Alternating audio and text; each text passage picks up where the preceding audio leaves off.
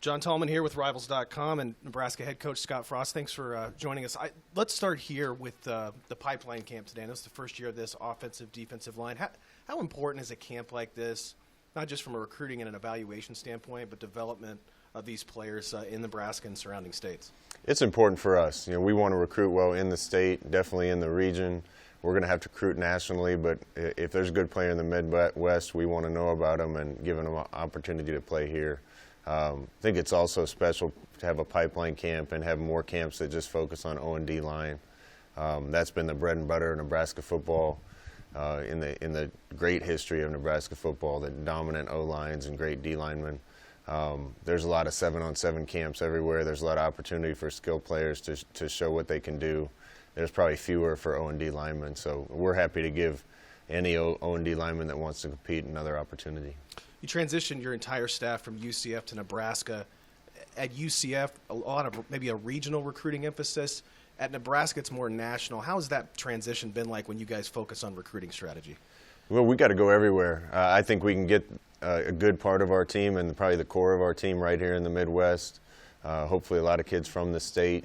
But we're going to have to go to a lot of different other places to fill out our recruiting classes and get the type of players that we need. So our coaches did a great job in the spring of going all over. We hit a bunch of different states, a lot of different high schools. Our guys have really worked hard to make sure that if there's a player that we think is good enough to play here, that they're familiar with us and they get an offer. Going from that first recruiting class where you're kind of on a shortened timetable, did you guys change any recruiting strategy from, say, the last class to this class, or from year one to year two on how you guys recruit, just learning a little bit more about the area and the Big Ten? Yeah, I don't know if we changed our strategy at all. It was just helpful to have more time. And I think the biggest difference in having a whole year was being able to get to know the kids that we were recruiting better. We just had to fast track it that first year and get the best players we could that were available. This past year, I'd say we were more selective and able to recruit players not just based on their play on the field, but also how we think they'd fit us and their character. How has the state of Nebraska changed since, say, when you were recruited, or the challenge of getting an in-state player to go to Nebraska? I know there's so many kids that want to play, but is it different in terms of it maybe not being a slam dunk with some kids just because of Nebraska's kind of history in the past couple seasons? I don't think it's changed. It probably changed a little before this staff got back here. But we're going to put an emphasis on Nebraska kids, and if there's one that we think is good enough to play here, we're going to make sure they're here. You got a great one in Adrian Martinez. How do you manage quarterback recruiting moving forward, knowing you've got a couple more years with Adrian? To be honest with you, I kind of feel like our track record with quarterbacks sells itself. The success quarterbacks have had in our offense, I think, sells itself.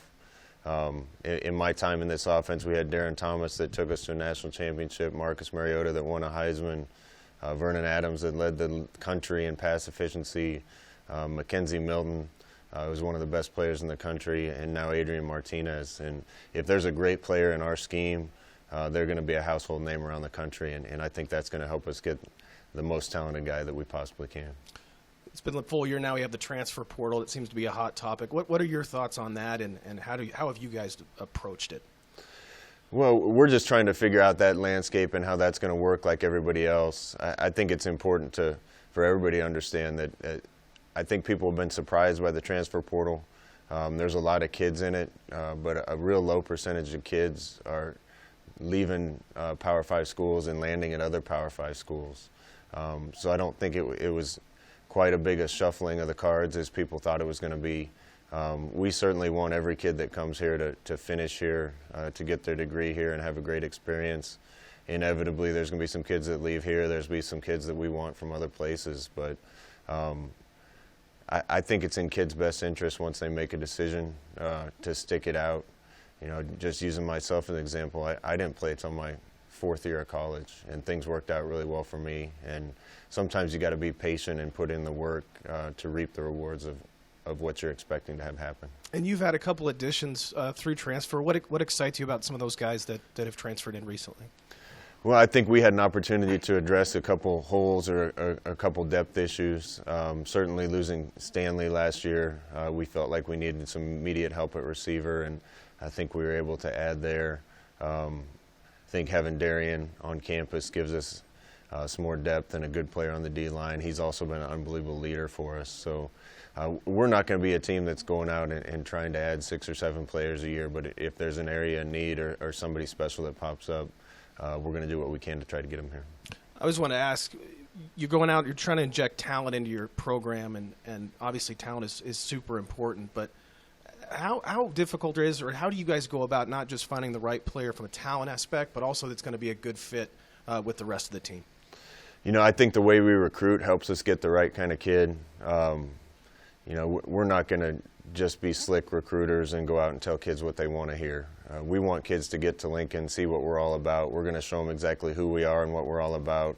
The type of kid that wants to come to Nebraska to play is usually a kid that's serious about it. If you're going to choose to leave someplace closer to home to come to Nebraska, then you probably recognize a lot of what makes Nebraska, Nebraska, the fact that there's really good men in this building that want to help them. This is a great place to come to focus on what's important, and that's faith and family and football and academics, and you know, having more time to recruit and get to know kids certainly helps us, but I think the way we recruit kind of does that on its own and helps make sure that we get the right kind of people.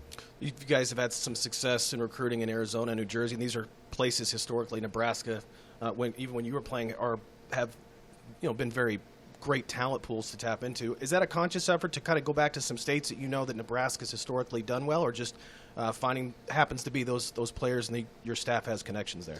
Yeah, I think in this day and age in recruiting, there's less focus on areas than there used to be. You see everybody around the country recruiting a little more nationally. So if there's a good player, we're going to do everything we can to get them here.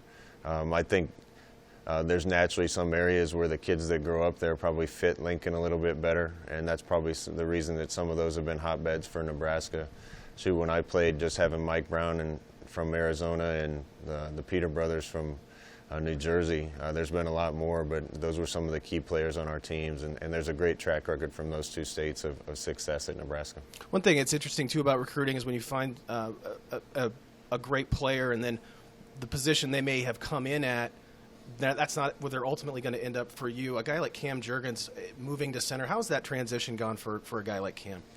Well, we're going to recruit as elite an athlete as we can, and sometimes those guys end up where you think they were going to, and other times you look at him and think, man, he'd be nails somewhere else. And right.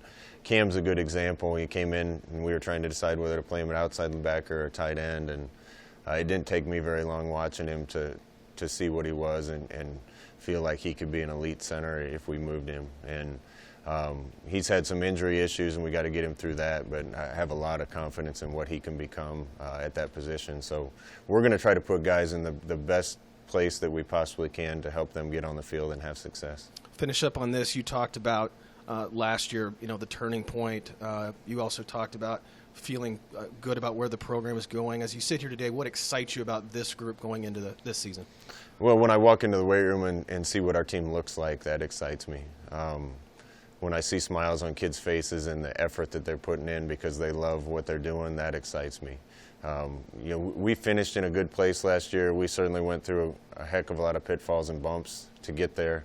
The key for us is to start where we left off, from a culture standpoint, from an attitude standpoint, and from a competitive standpoint. And we were a good enough team at the end of last year to play with or beat about anybody we played.